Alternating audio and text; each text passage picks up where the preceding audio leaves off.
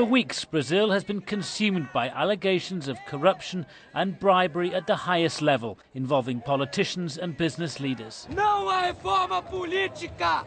On the streets of Rio, Sao Paulo and dozens of other cities, protesters laid the blame at the door of President Dilma Rousseff. Every day there is a new scandal. Every day there is something related to money being taken out of the country.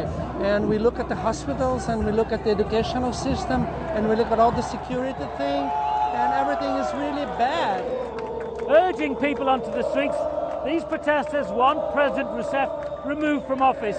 And while that's unlikely to happen anytime soon, it does reflect a growing sense of anger with this unprecedented corruption scandal.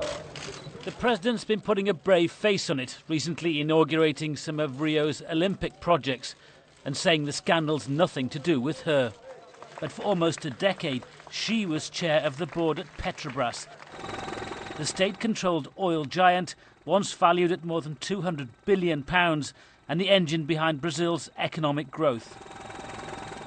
Now, dozens of senior figures stand accused of running a huge kickback scheme, awarding multi-million-dollar contracts at Petrobras in return for massive bribes. So it's not good for her. It's not good for her. The faster she gets things organized in Petrobras, puts Petrobras back into the business section of newspapers, away from the criminal pages, the better it's going to be for her government. Brazil's already teetering on the brink of recession. Big projects have been mothballed and thousands of workers have been laid off.